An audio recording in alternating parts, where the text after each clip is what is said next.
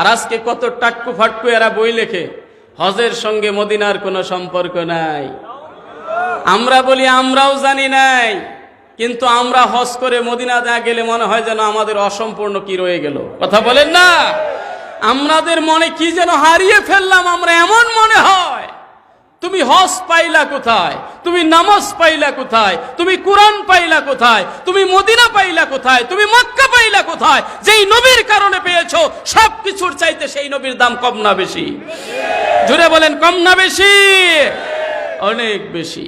সম্মানিত হাজরিন, আরিফ বিল্লাহ ইয়ামানি রহমাতুল্লাহ আলাইহি ওনার নির্ধারিত সফর হজ শেষ করে মদিনাতুল মুনাওয়ারায় গিয়েছে।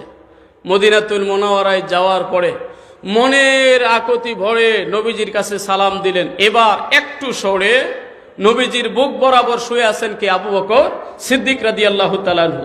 আবু বকর সিদ্দিক রাদিয়াল্লাহু তাআলা আনহুর বুক